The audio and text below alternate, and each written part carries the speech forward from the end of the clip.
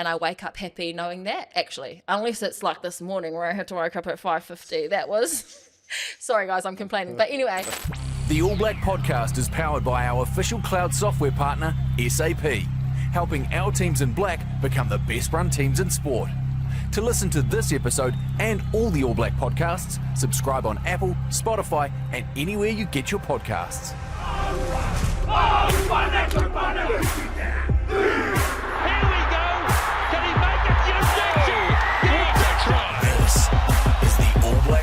Kia ora whānau, welcome to the All Black podcast powered by SAP. The All Black season might be done and dusted, but there is still a heap of rugby to tune into this side of Christmas. The HSBC Sevens kicks off in Dubai with our All Black and Black Ferns Sevens starting their campaigns. And if you want to tune into some rugby locally, perhaps see the next Wallace Satiti or Georgia Miller, then we have the Global Youth Sevens on December the 13th to 15th, played right here in Auckland, Dilworth College, streamed live on NZR Plus globally and around the Motu for the first time ever. And to talk a bit of Sevens is Global Youth Sevens Ambassador and Olympic gold medalist Shiray. Kaka, welcome to the pod.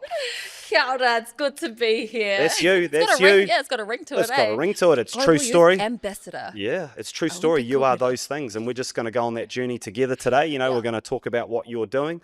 I've read the notes. So have you, eh? You've read the notes as well. I've read the notes. You've read the notes. You've read the notes. How come you get them? I don't get them. Yeah, no, because you've got to be authentic. I'm allowed to have a bit of structure, but it's got to be, you know, your words. Okay, so we'll blame it on that then. You don't get the notes. You don't get the notes. No, look.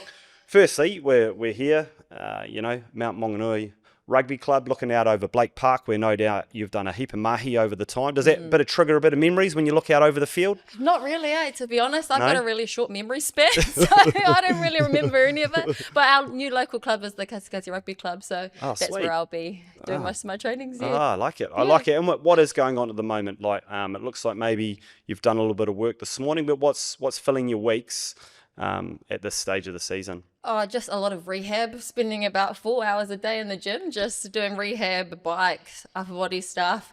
Lucky I've got a t-shirt on, you can't see the guns at the moment, but I've been working on that. Put me to shame. That's what injuries were for, isn't it? Getting the rig into magnificent summer condition. Yeah, the core needs a bit of work still, but that's fine. That's a story for another day.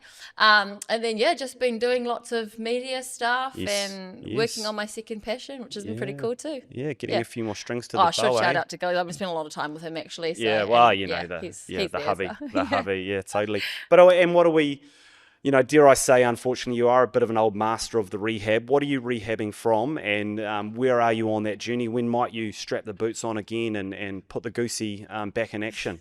Oh, the goosey. I'm hoping I can goosey today, actually. But I am 9 weeks into ACL surgery recovery at the moment. This third time lucky doing that one. So it's, a little bit of a different journey this time. I'm not rushing back. I'm just making sure that my body's all good to go. And, we'll give it another another lot of months until I can play again. But, we'll just see how it goes. But there's a couple of things. Getting injured is never easy. I'm sure it's bloody difficult to sort of get back on the grind and rehab. And like you were just saying, when you came in, probably joking, but, like rehab training's harder than training. But the good part of, maybe, I don't know this for sure, but maybe 15, 20 years ago, you got an ACL injury. It was probably, you're just about hanging up the boots, aren't you? But these days, like, even though it must seem like a massive grind, you've proven that you can get back out there and play some pretty awesome code again. So you know what you're doing. Is it going well? How do you freshen it up? You've got to make sure that you've got a few other interests. You're honing your skills on the mic here today, but you've been doing a bit of that too, eh? Yeah, it's the rehab journey is pretty. I think the reason it's harder than the rugby stuff is because it's quite boring. Like it's the same stuff over and over again the same day. And a lot of the times you're by yourself in the gym. So it's just you, yourself and your thoughts, And although I've got a lot going up on in here, it's a little bit dangerous sometimes. So lots of music, trying to train with people when I can. And just trying to enjoy the small moments. Kind of the good thing about me not traveling as well is I get to see my family more who just live in Hamilton. So being able to go and do that has been great as well, and I think the dogs are happy with me being home all the time too. Probably not Gillies, but the dogs, yes. It's a great point because when you are fit and healthy and right into the thick of it, you're probably away a lot, so there's maybe a few things that you're able to do that you can't normally do, which is awesome. And And was it a big decision to go again? You know, is it a big decision to decide to go on that rehab journey again, try and put the boots on again? Because while you're a young lady really at 29, but you've actually lived a life. Can we just say that again? You're a young lady for all those that are listening. But it's a hell of a journey already, you know, like sort of 10 years in New Zealand, Black Ferns Sevens environment and all the other things that you've done around that. Like, was it a big call to say, I'm going to go again? Because, you know, for a young woman, there's things like family, there's other professions. You could do more of this. Like you're already doing pretty well at it. And I'm sure there's heaps of opportunities. Yeah. Like, did you have to have a big think? 100% I had to have a big think because at the end of the day, it's my life, and so and it's my body as well, and I want to make sure that I'm able to chase my kids and stuff, you know, afterwards. But I also know how amazing the body is with 4 surgeries already done. I know that I can come back and come back stronger as well, and it's also just the security of having money to be able, you know, if I was to say, nah, I'm going to leave, then I've got no security, which is another huge thing. And I think that's something that us rugby players go through as well, is determining whether you do it for the money or whether you play. And at the moment, I'm able to do it for both. The minute it's just for money is the minute I hang up the boots, because I've been here too many times where I've done or played the sport for all the wrong reasons. I'm finally at a point in my life where I'm playing rugby because I love to play rugby. And if that ever changes, that's when I'll hang up the boots, not when my body is telling me to hang up the boots. and as we said, you are a young lady, you know, and you're 29 and there's probably actually quite a few inspiring of our other Wahine players out there who are playing well into their 30s, playing to a really, really high standard. And you probably look at it and think, gosh, I've got heaps of code in me. If like you say, if the body's right and the passion's there, like why not? Yeah, exactly. And I think, I just, with Gillies, my husband Gillies, with him, he was continuing playing just for the security of the money and he wasn't enjoying it anymore. And so I think I've learnt from him that once the passion starts to change, that's when, you know, you need to come home, figure out what else you want to do. So I'm quite lucky at the moment that I get to rehab, figure out what I want to do and be supported by New Zealand Rugby. I'm quite lucky. I've got a physio, I've got an SNC, I've got, mental health persons, and the coaches as well. They're all helping me just get better to then decide what I want to do. So at the moment, that's be here and be with the team. Whatever comes down the road comes down the road. But not the worst place in the world to do a bit of rehab and get back on the tools, is it? Like let's talk a little bit about the journey before we get into the Global Youth Sevens, which you're an ambassador of. Like, what got you into rugby specifically? I know you're from Big Whānau. I know you did all sorts of things growing up, but like, what got you into rugby? I played touch, and touch is similar to rugby. And in those early days, it was kind of touch because I didn't have to make any tackles or anything. It wasn't until I started playing more intense rugby that I was like, oh, you actually have to tackle. There's some big girls around. I was like, oh, yeah. But by that time, I had already fallen in love with rugby, so it was too late to turn back. So, if like these days, the skill level in schoolgirls rugby is out the gate. So if I had have had that earlier, I probably wouldn't have kept playing, to be honest. So that's what got me in. But was it just a little bit of a timing thing? Obviously, you're a good athlete, you're playing touch, a little bit transferable, and then all of a sudden you're like, oh, hang on, these girls are going to Comms Games, Olympics Games, like there was a bit of an opportunity there. Is that what saw you? Did you go to a trial? Like, how did you get into sort of even being in the mix for a Sevens team? Yeah, no, there was never a goal for me to, like when they had that go for gold or anything, Olympics wasn't in mind. I was kind of somebody who was just like, oh, I'm going to have fun here. I'm going to go in and do this. So went and played Condors, and then I think that's where I might have got picked up from, or even National Sevens. And my first contract was $3,500. So I was like, guys, let's go shopping. Gone in the day? Yeah, when it was all gone by then. So I was back on noodles and toast for dinner and breakfast. So I had an awesome wardrobe. But me and my mates, we had some new t-shirts, so it was all good. Had a mean feed too. So when obviously playing in those tournaments, like a lot of players in the All Blacks and Black Ferns Sevens and played Condors and gone through, national champs and that sort of stuff. When did the penny drop that maybe you could go off to pinnacle tournaments and this could be a job, like maybe even a little bit more than $3,500? Like when did that all kick in, and were you doing that off natural ability, or actually were you sort of inspired by some of the girls around you? Yeah, I think I didn't take it seriously enough when I was first in.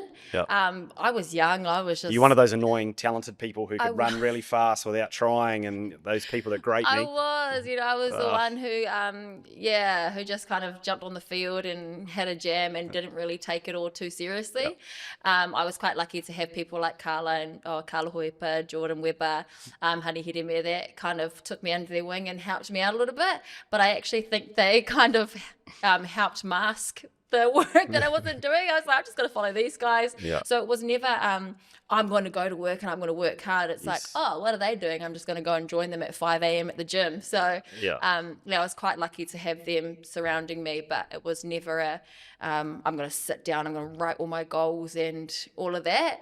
I think it wasn't until I had done my first ACL, maybe the Rio Olympics, where I kind of wanted to go a little bit harder, but then obviously not hard enough. Because you were non-traveling reserve for Rio, weren't you? So it was like you were so close to playing in the biggest tournament, but not quite on the field. So that started to sort of drive maybe a bit more determination, train a bit harder. It was wanting to be on the field on the big show, was it? Yeah. But again, I was doing that all for the wrong reasons as well. So before Rio, I was training hard and wanting to be on the field so that I could be a star. Yes. Instead of actually, I'm really enjoying training. I'm really enjoying how my body is getting stronger and fitter. There was none of that. It was all because I was such a talent in high school. It was like, okay, I just need to continue being a star. Yeah. And so I got injured. I did my ACL again, and that's probably after that is when I had the okay, let's work hard and do this properly and do it for the right reasons as well. So, yeah. I was going to ask you about the highs and lows along the way, and would I be right in saying, it's just a guess off hearing you speak, that are the highs not what I think they are? Are they not getting a gold medal? Is it about playing the game for the right reasons, having a balance? What are the high points for you over 10 years now of playing in a high performance environment? Yeah. I can't say that the gold medal isn't amazing, totally. Because it is. I love having gold medal, and I love being able to say I'm Olympic gold medalist.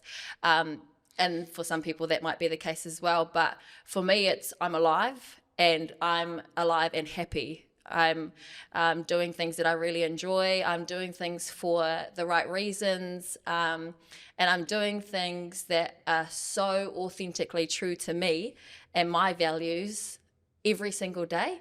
And there might be little hiccups along the way, where my ego comes in and it's like, we've all got that. Do it for the clout, like sometimes it comes in and it's like money. So there's a lot of things that come in that, try and take me off my path. But that's human nature, though, isn't it? A little bit. Yeah, exactly. And so just making sure that I've got my values and everything, and I'm continuously sticking to those, and those are my gold medal moments. My mum's happy, my husband's happy, I've got a beautiful home, and I wake up happy knowing that, actually, unless it's like this morning where I had to wake up at 5:50. That was sorry guys, I'm complaining, but anyway, there's a lot of different gold medal moments, and I think that's what helped with me missing out on this Olympics. Yeah. I'm just like, man, there's so much more to be grateful for in life.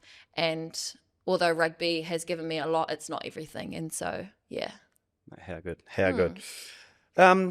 Look, you're actually, I'm too old to be in touch with all this sort of stuff, but you smoke it on the socials, you've got a big TikTok following, and you said smoke it on the socials, so that's not something a 45-year-old would say. I don't think it's I don't even know what they say these days anyway. What kids would say. Yeah, you just straighten me up along the way here if I get this all wrong, because we need another young person to come join us and help us out with the lingo. We totally do. But you're out there doing it, and but obviously social can be so good and so bad all in the same breath. But it sounds like you've got good balance at the moment. How do you utilize social? What's it there for? Are you someone who is able to put it down and turn it off when you need to? How do you utilize it? At first I had a saying, and it was for people to find a sense of happiness when they see my page. Yeah. And that's kind of the overlaying message in my page. But now it's gone more towards this is my target audience, and these are the people that I want to look at my page and be like, I can do what she does, or I can fly where she goes. I can be in business class like she does. I can have a beautiful home like she does. all by still being yourself and not Yes. losing yourself.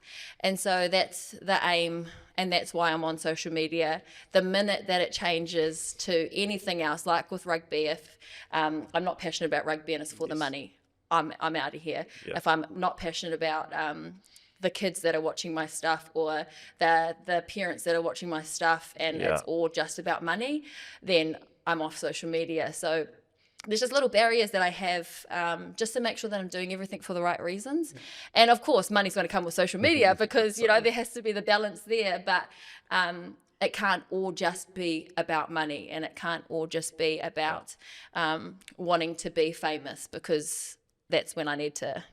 I'll gap. So if you see me get off social media, you know why. I know what's happened. Yeah. No, they're good messages, because it's social media is there. It's not going anywhere, is it? So if we can use it as a tool that helps us and helps others and doesn't control us, I think that's an awesome message you're putting out to everyone. Yeah, it does get quite hard though. It does get quite hard because it's there. It's constantly there, and you're constantly trying to look for validation and stuff. So yeah, there is tools and stuff that I have in mind, like it's Gilly's actually, when he says to me that I'm being on my phone too much, I'm like, okay, go back to set timings, can't have it after 8 o'clock, or I can't have it before breakfast, and just making sure that there's still time to look up and look at the real world. Yeah, totally. There has been highs and lows on the journey, and there's probably been some amazing people involved. Like, you know, is there a couple of people in particular you'd love to shout out the influence they've had? Because it sounds like you've learnt a lot on the journey, you know, like even just hearing you talk now around why you're still in the game, why you're doing the rehab again, why you're going to put the boots on again. Like, has there been a couple of people, not just Gillies, who have been really influential and along the way? Yeah, I've got heaps. Back in my early days, it was Vicky Ma, Holly Graham, who were in my high school and primary days, just showing me sport and not being like, hey, you're really messed up in the head. They're just saying, hey, go and play a sport, you know? Just channel that. Yeah, just doing it in their own way and just checking up on me and keeping an eye on me, and just always having a belief in what I can do. And then obviously my mum, she's just been a rock, like not having that much money, but being able to do sponsorship so that I can go and do the sports, and her hiding a lot of the stuff just so that I can be a happy kid and play sport, even though she was probably drowning in debt trying to send me to all these bloody tournaments and everything. So they're definitely people that have helped me along the way. And then just there's some other people like I've got a healer and stuff, which is probably too cuckoo for this space. I like it. But I like it. Yeah, someone that looks after the spiritual side as well, and my energy. I'm a little bit of a tree hugger like that. So I make sure that I have that as well. Yeah. And it's just another person to keep me grounded pretty much, because although people tell you to be yourself and be authentic, what they don't tell you is that by doing so, there's a lot of people that won't like you for it. Right. And you know, you think you're doing this amazing thing just by being yourself, but it can actually be quite hard, because it can be a lot of very confronting for people, I would say, by you being yourself. So that's probably another side of how they helped me as well. How good. How good. Look, before we move on to the Global Youth Sevens and the career so far, what's been the on-field highlights? Is there a particular game, or is there a time when you're in form? Like, I've heard you speak a little bit. You're in like these days, it's a hugely competitive environment. There's so many talented girls in the squad. There's so many talented wingers, which is your position. Like, has there been a game or two or a moment where you've just looked up in the stands or looked down the field and gone, oh, that was good. That was a good day at the office? I think, I was a winger. I'm a centre now. Ooh. I got changed. Is that age, or is that... Thank you, coaches, for finally putting in my damn spot, because I'm trying to tell them I'm not a winger. Nah, I could be a winger too. I think maybe there was a game. I remember my first ever back flick offload. Gillies was really proud of that one. It was in the World Cup against Ireland, and we did a scrum, and I did this random back try flick. time. Yeah, and then I offloaded it to Lena, and then Alena scored down the sideline. So that's probably one of my favourite moments, just because it's a bit of razzle. Yeah. I didn't score the try, but that's okay. Well, it doesn't matter. Created it. Benji assist. Yeah, totally. Totally. That's probably the first thing I can remember. And now, look, what's the goals over the next sort of year or so? You know, obviously, I know you want to get yourself back to a hundy and get back out on the field, but you know, at this stage of your career, we joked about it at the start, but you are a gold medalist, and you have been involved in numerous pinnacle events. You've played heaps of games for the team now. You've done quite a lot. what is motivating you over the next sort of 12 months, to put the boots on while you're thinking about all the other things in life as well? I think with this one, again, I'm just taking my time and coming back. Like with it being my 4th surgery, I just want to make sure everything's done right, and I'm not making or taking any shortcuts or anything. But I think it is a good time for me to sort out the rest of my life and make sure my family's doing well, make sure at home is good, and making sure that all the off-field stuff is sorted so that I can focus once I am back. I think the quickest way to recover or to get back to me is to give back. And so that's what I've been doing this whole time that I've been injured, at the Olympics, it was giving back to the team and making sure that they knew they had my 100% support, and making sure the world back home, New Zealand, while we're over in France, knew how amazing the Black Ferns Sevens were. That was the giving back then. And then here, I've been trying to start a charity, but my goodness, it's so hard. It's so hard. What for? So what? Well, let's put it out there. If anyone wants to start a charity, and I'll be the face of it, it's for Māori and Pacifica kids that want to play rugby, that can't afford their boots or can't afford anything, awesome. Can't afford their travel costs. That was the goal. But I had a phone call with the charity lady. I won't say her name because I don't know if it was supposed to be like secret or anything. But she just said it's a tough time for charities these days. Really hard to start them up, really hard to get funding. So what I'm thinking is just finding a charity. If there's a charity out there that has already started that I can come and help, then that's probably the goal. And then just all my media stuff as well, and trying to get that all done. I'm sure that'll kick off. And is that because sport for you has been awesome? You want more young ladies to experience that as well, like because it was a positive part of your life. Is that the motivation to try and get more young girls, Māori and Pacifica, into sport? Yeah, I think it saved me. It saved me from just becoming something that I shouldn't have. It's probably saved me from going to jail or getting into drugs or getting pregnant early. But it's not a bad thing, guys.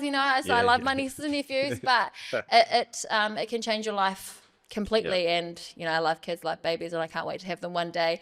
But to think about the opportunities that I may have missed out on, that could have been me as well. So it definitely saved me, and I just want everyone to experience it. If they choose that, sport is their path, I want everyone to be able to do it, even if they don't have enough money for it. Yeah, totally. Yeah. I'm sure there's all sorts of organisations out there you can align with, and you'll get yours going at some stage as well. Let's talk Global Youth Sevens. And how busy are you? Do you know how busy you are? I've read your notes. Have you read your notes? You're busy. Do you know how busy you are? I don't think I know how busy I am until I get there. But ambassador for Global Youth Sevens, and then also helping coach. What do you call it? Appearance coach? No. Guest coach? Guest coach, is it? See, I didn't even know that. Guest coach for McDowell Rugby as well, which is a Canadian team. So they're coming over, and then once they arrive, you and Gillies are going to put them through their paces. So he's with the boys team and I'm with the girls team. Okay, cool. Yeah, and so we'll help out there. So how I'm gonna Global Youth Sevens ambassador and coach is gonna be very interesting. And on the mic and interviews, roving sideline reporter, I'm told, for NZR Plus streaming, it's all go. Yeah. You'll be clipboard on one hand, microphone on the other, cruising around. Yeah, it is, and it's gonna be rough. It's gonna be interesting, but I work well under pressure, so it's gonna be all good. But also, again, the reason I'm doing it, it's for the kids. It's for the for the global youth, just to. Yeah. I don't know, just to bring more light to it, I guess. And it's my first time ever going to one and watching one. So, because we're always in Dubai when all of this happens. So it'll be a cool time. I can't wait to actually be amongst it and see what the future of Sevens looks like. Totally. I mean, the details are December 13th to 15th, live stream across the world on NZR Plus. 60 teams taking part in 2024, which is up from last year. We've got sides from the United Kingdom. We've got 4 from the Americas. USA national boys and girls team, Japan national girls team, 2 from Fiji, Samoa, Hawaii, holy hecka, 12 from Aussie, and we've got 35 from New Zealand. So it's a pretty big deal. And as I said at the start, with players who have come through, Wallace Satiti, Hoskins Satutu, Noah Hotham, Georgia Miller, Sylvia Brunt. So it absolutely is an opportunity for a bunch of youngsters to show their stuff at a massive festival. So I suppose let's talk a little bit about the coaching first. Like, you've got the girls, Gillies has got the boys, but like, have you done much coaching? You know, like, have you done much coaching? You know, like forwards coach, backs coach. Like, how are we going? Is there a mini Bunce in there, or like a Clark Laidlaw? What's the go? Like, what do you reckon? I reckon I'm just the personality hire. I'm just there for the vibes, the fizz, make the colour sure person. the energy's good. Nah, but I think naturally with being playing in for 10 years and stuff, and having to analyse teams and all of this, I reckon that'll be what I'll be good at. I hope. No, totally. I hope. And that's the same as Gillies as well. He's really good at the finer details and making sure there's razzle in the team. So I think we'll be good at working together. And he's just finished his level 3 coaching. Oh, wow, coaching. awesome. He's just got a certificate. So shout out Gillies. So I'll be able to, talk with him and be like, hey, what do you think about this? Which would be quite cool. But yeah, I think I'll just probably be on music and making sure that everyone's happy.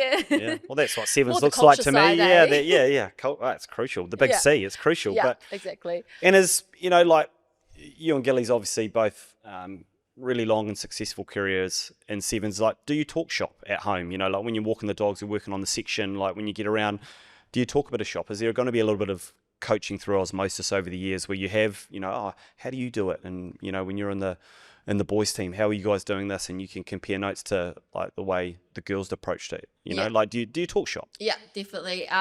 We don't. It's not a lot though. Yeah. Like we just have a discussion and we're like, how can we change small things like this? Sometimes it ends in shut up, like you don't know type thing. But I always forget who he is. I always forget he's the Gillies Kaka. Like I forget it all the time. And then he just secretly puts on his highlights on TV while I'm walking past. And he's like, yeah, remember this, it's me. But he's such a skillful player as well. So. When I come back, I reckon he's going to teach me how to kick. He's going to teach me how to step and all of this stuff. So we'll definitely be using that once we go to this new team, go to McDowell. Yeah, how good. I'm sure you'll nail it. And the kids coming from overseas will be pretty fortunate to be able to. I hope so. But I love the Canadians as well. Yeah. Like Kiwis a little bit, aren't they? Pretty cruisy. Oh, and when we go over there, they're always such nice people. It reminds us of home. Yeah. And even with all the dogs around, all the green grass, it's really similar. And they're caramel apples too, if you haven't tried them. Really? Caramel apples? Noted. Yeah. Noted. Not the everyone gets them confused with toffee apples. Yeah, it's like they're not the same. No, different, is it? Yeah. Okay, all right, I'll look into that. Yeah. Look, let's talk a little bit about this on the mic. Like as you sort of hinted at a little bit, you dabbled at the last Olympic Games and did a fantastic job, like you say, trying to bring out the personality and the skills and just the awesomeness really of the Black Ferns Sevens, and they had an amazing tournament. Did you rate it? Did you enjoy it? Were you nervous? Like how much easier or harder is it to taking the field in a game of footy? Like, what do you reckon? Yeah, a lot of people kind of said to me, it's the next best thing, that you went over and you did that. But the next best thing would have been that they delayed it by 2 years so that I could play. So that would have been the next best thing. Totally. And I would have loved to just bury my head in the sand and be out at home on our farm and just forget about the whole thing. Yeah. But I think I owed it to the team. Like there was a lot of stuff that we did within our culture, and I was within that, and I was helping build this culture. So to me, I wouldn't be true and authentic to myself if I then just said stuff and let it go, because then that meant that the whole year and a half that I'd spent means that I didn't really mean any of it. So for me to go over, I was just so lucky to have Gillies there as well. He was just a Frenchman. He had his beret. He had his, he had no T-shirt underneath, and he was just rocking the Frenchman with his little espresso shot. Yeah. So he kind of reminded me to just enjoy the whole thing. Yes. I just loved. I wish that we were as passionate as French fans. Yeah. Because if we were, rugby in New Zealand would be saved. It would be outraged, and it used to be that. So that's kind of what I brought back as well, was just that passion that the French had for their teams. Like I want to have that as well for women in sport, and that's what we've brought back too. they did it well, didn't they? Like the sevens tournaments, boys and girls during the Olympics was just out the gate. Then you see it flow through to the most recent All Blacks test, that sort of pre-match that they did. That was amazing. Just, I don't know how you do. Like Kepa, were you seeing that? The camera positioning and the lights and the lights. It's like a Coldplay concert mixed with the rugby game. And I was like, holy and what they did to elevate the haka as well with all their lights and everything. I was like, oh, this is beautiful. I loved it. Yeah. But yeah, I think some people though had an issue with they couldn't leave. You couldn't go in and out of the stadium at the Olympics. But they didn't sell any beer at the stadium. Oh, interesting. I know. So that was probably something they needed to Well, work on. the atmosphere seemed amazing, so they managed to be able to create something pretty special without a few drinks, which is amazing. One more question on that was like, I was going to say, like, I have no idea how you would have felt not being able to play in the tournament, but then obviously once you processed that and made the decision to help, bring the girls to the world or send the girls back to New Zealand and show the campaign a little bit, and like you say, with your huge knowledge of the team because you were part of building it, was it amazing to be able to be at the tournament? Because one thing is sometimes you hear from the athletes is like they are so focused on the job at hand, their event, they're there to do something that maybe they are not able to take in the Olympics, like and see all the awesomeness that's going on around them. Like, were you able to do that a little bit more? Because while you were there very much focused on showcasing the girls, you're able to maybe have a look up in the stands a bit more and talk to gillies around what else is going on and all that sort of stuff. Yeah, I was able to take in the whole thing. I experienced all of it. I got to go on the field. I got to be in the crowd with the families. I got to be in the crowd with random fans that had come from South Africa all the way to France. So I got to experience all of it, and I got to see the love that people have for rugby. Yeah. And obviously, having just done my ACL, the love was a little bit lost because I was like, bro, why do you guys keep taking my ACLs from me? Why does the sport keep taking my ACLs? So to see that and be reminded of that, and then also be reminded of how my social media pages have reached people. Yeah. A lot of strangers that had done their ACLs had come up to me and they said, thank you for just expressing how it feels to be injured, or thank you for showing me the love of rugby again. And so that is another, when you ask about my social media page, that's another reason as well as to why I am myself on there, is because there's people around the world that I've never met that are taking inspiration from it. So good. Yeah, I'm really grateful to be able to go over there for NZR Plus. Like, hey, if you guys want to send me to the Women's World Cup, we're ready. I haven't looked at the calendar, but I'm free. Yeah, I'm available. I am free. I will do that for you. Look, you are an ambassador for like a Youth Sevens tournament, Global Youth Sevens. Like, a couple of messages for all the young players that they are starting their journey. Like you are not finished your journey by any stretch of the imagination. There's much more to come, but you've been involved in the game for ages.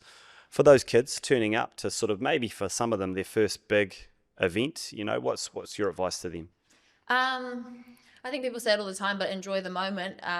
Like you said, sometimes you don't get a chance to look up and actually enjoy it. But if you're coming from another country, or if you're from New Zealand, you're playing different countries, you might not ever get that exposure again. So just enjoy the moment. But I'd say, I was going to say take yourself seriously, because that's what I didn't do, Yeah, right. I knew I had talent, but I didn't take myself seriously. So enjoy yourself, but remember you are an amazing player, and that's why you're here, and go and show it. How good. Look, thank you so much. Like, I'm sure, for those that do follow you on social, that they'll be getting a bit of the Global Youth Sevens on your feed and bringing a little bit to life that way. You'll be coaching, you'll be roaming sideline reporter, you'll be youth ambassador, you'll be doing it all. You're making me nervous, bro. No. Well, hey, you signed up for this. You signed up for it, so you're in. But it's December 13th to 15th at Dilworth College. If you're in Auckland, get along and support. If you can't be there in person, get along to NZR Plus and watch it on the stream. Goes anywhere in the world, and who knows? As I said, there could be the next Shiray Kaka, there could be the next Wallace Satiti, there could be the next... there will never be another Shiray Kaka, let's just say that. One and only. There might be, yes, there might be. Could be a couple of goosies out there. Yeah, so, there'll 100% be. If your team's all doing goosies, then we know what's going on in the coaching ranks. But thank you so much for coming in and joining us. I know you've got a bit of a journey at the moment, which you're tending to, but so I appreciate you coming in and having a yarn, and enjoy yourself at the Global Youth Sevens. I'm sure it'll be a fantastic event. Thanks for having me. No worries.